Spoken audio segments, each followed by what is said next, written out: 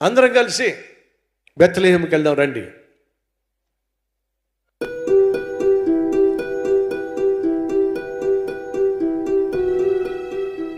మరియమ్మ, ఎలా ఉన్నారు? మీ ఆరోగ్యం ఎలా ఉంది? మీకెప్పుడైనా అలసటగా అనిపిస్తే నాకు చెప్పండి, నేను ఒక వైద్యుణ్ణి. నేను బాగానే ఉన్నాను లూకా, అడిగినందుకు ధన్యవాదాలు.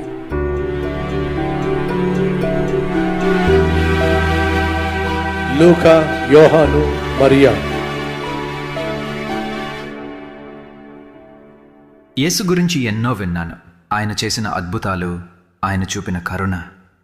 ఇన్ని సంవత్సరాలైనా కూడా ప్రజలు ఇంకా ఆయన గురించే మాట్లాడుతున్నారు.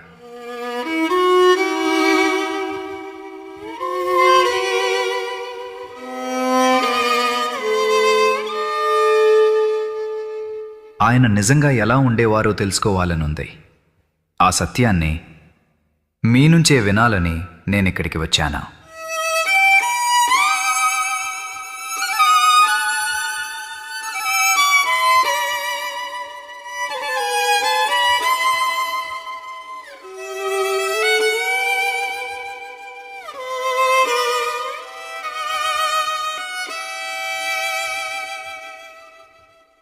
మరియమ్మ, ఈ విషయాలు మీ హృదయాన్ని గాయపరుస్తే నన్ను క్షమించండి. నా కుమారుని గురించి తెలుసుకోవాలనుకుంటే కూర్చో. నాకు గుర్తున్న ప్రతి సంగతిని చెప్తాను.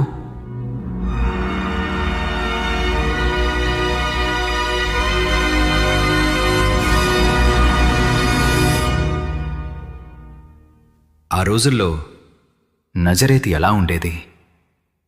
నజరేతు జనసాంద్రత ఎక్కువగా ఉన్న ఒక చిన్న గ్రామం.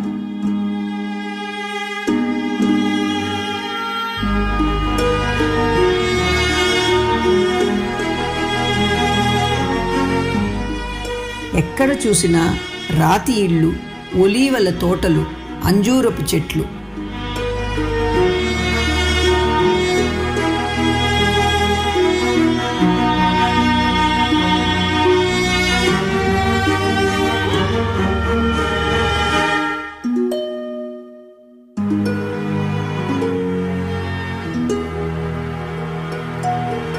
ఆ రోజుల్లో ఉన్న వాతావరణం. మరి మీ కుటుంబం, మీరందరూ నజరేతుకు చెందినవారా? లేదు, మా కుటుంబం దావీదు నగరమైన బెత్లెహేం నుంచే వచ్చింది. మేము యూదులం. అన్యుల పట్టణాలు మాకు దగ్గరగా ఉండేవి. రోమా దళాలు తరచుగా సెప్పొరియా నుండి మా వీధుల మధ్యలో వెళ్ళేవి.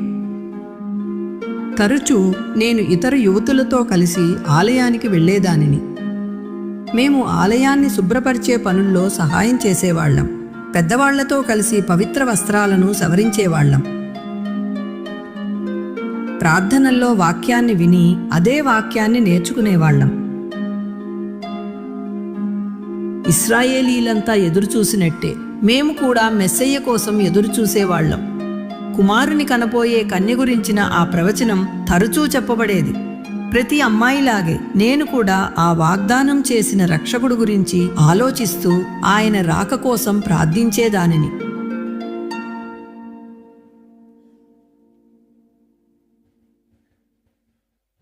అది ఎలా మొదలైంది? నేను మా ఇంటి ప్రాంగణంలో అమ్మ అన్నెకు సహాయం చేస్తూ ఉన్నాను. అప్పుడు నా తండ్రి యోయాకీం నన్ను పిలిచి,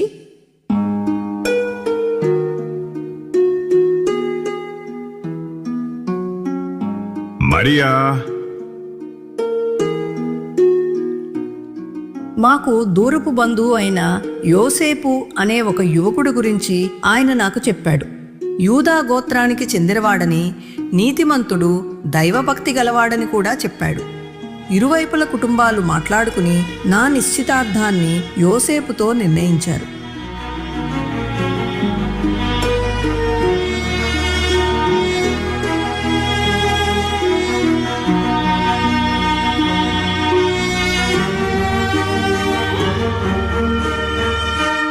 ఆ వార్త వినగానే నా హృదయం తరబడింది. అయినా నేను అంగీకరించాను.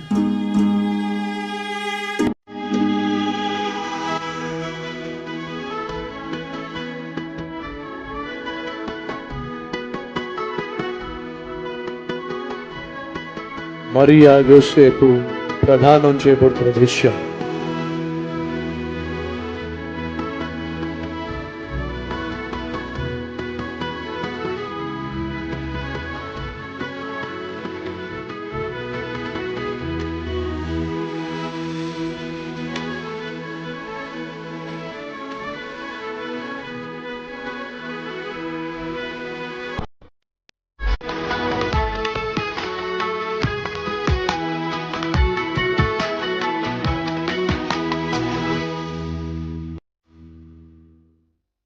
మరి నిశ్చితార్థమైన తర్వాత నేను ప్రాంగణంలో ఒంటరిగా పిండి రుబ్బుతున్నాను.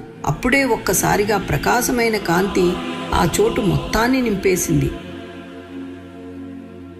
భయపడకు మరియా, నీవు దేవుని కృప పొందితివి.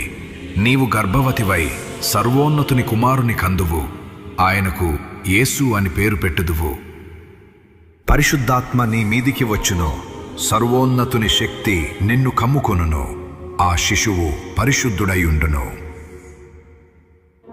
ఇది ఎలా సాధ్యం? నాకు నిశ్చితార్థం మాత్రమే అయింది, ఇంకా వివాహం కాలేదు. నీ బంధువు ఎలిజబెత్ కూడా తన వృద్ధాప్యంలో గర్భం దాల్చింది. గొడ్రాలని పిలువబడిన ఆమె ఇప్పుడు 6వ నెలలో ఉంది. దేవునికి అసాధ్యమైనది ఏదీ లేదు.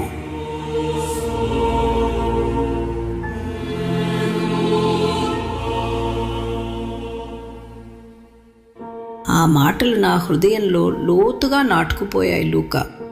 ఆ క్షణంలో నేను ప్రభు సేవకురాల్ని.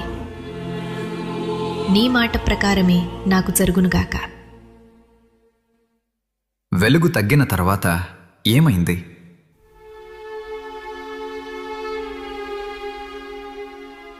రోజులు గడిచే కొద్దీ నా శరీరంలో ఏదో మారుతున్నట్లు నాకు అనిపించింది.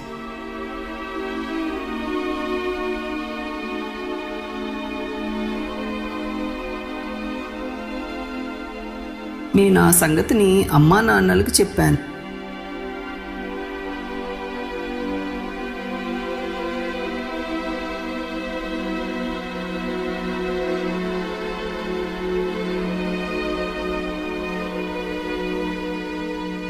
వారు అర్థం చేసుకోవటానికి ప్రయత్నించారు.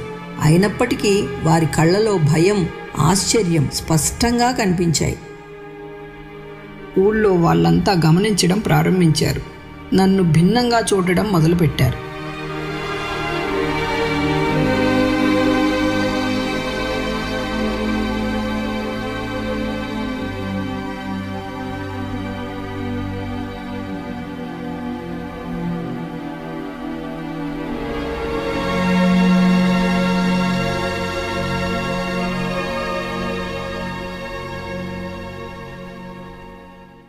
మరి యోసేపు? అతనికి ఈ విషయం చెప్పినప్పుడు ఎలా స్పందించాలో అర్థం కాక మౌనంగా అక్కడి నుంచి వెళ్ళిపోయాడు. అతని మనసు అయోమయంతో, నొప్పితో, బాధతో నిండిపోయాయి.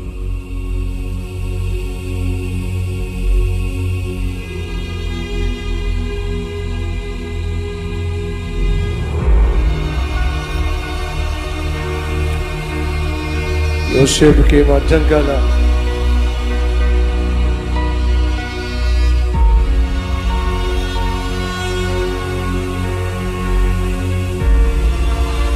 మరియమ్మ చల్లడిల్లిపోయింది, అల్లాడిపోయింది.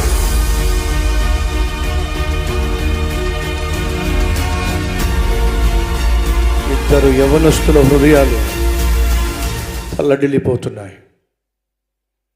ఆ తర్వాత ఏం జరిగింది? వచ్చే ఆదివారం